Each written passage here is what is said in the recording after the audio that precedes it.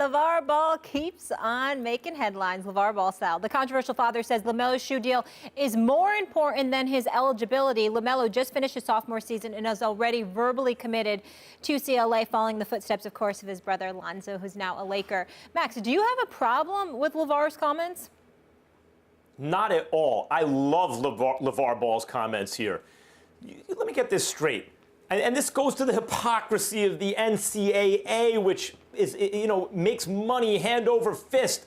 But God forbid a kid who's not even in that organization yet, not even under their jurisdiction yet, should try to profit, should try to start a business. Like, he could sell lemonade on the street corner, that's fine in high school, but if he, or in elementary school, right? But if, God forbid, he should sell a sneaker with his name on it, somehow that affects his eligibility, the nerve of the NCAA to create a world where that is the reality is just staggering. And the fact that someone like LaVar Ball is like, to hell with them, we're trying to get this money right now off the sneaker deal, I love that. By the way, ultimately, the kid can either play NBA level ball or he can't. This is not going to make or break that. Well, I agree with you in principle. I think you're absolutely right. And it just is another way, another mechanism to highlight the hypocrisy of the NCAA and how arrogant they are in terms of their reach, because it is disgusting. There's no doubt about that. But that does not mean that LaVar Ball doesn't need to be careful when it comes to his son. Now, let's be clear about something. LaMelo doesn't have to go to college on a scholarship. He can go as a walk-on. He can go as a walk-on, devoid of scholarship money, okay? Walk on to the basketball team. He could take out a loan that'll pay for his education for that 1 year, still put additional dollars in his pocket, and the NCAA couldn't do a damn thing about it.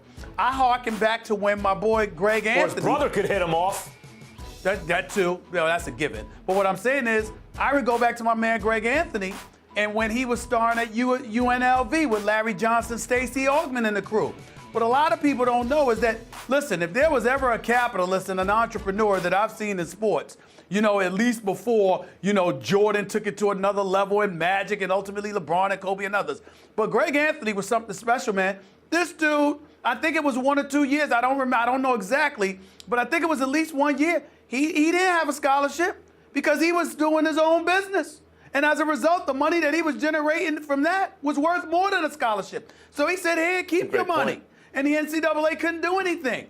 And so what I'm saying is, if that's what LaVar Ball is alluding to, I applaud it. Because I also applaud the fact that if the NCAA tried to get in the way of it in any way, it reeks of hypocrisy, and they should be called to the carpet for it, condemned for it, and made to make amends for it.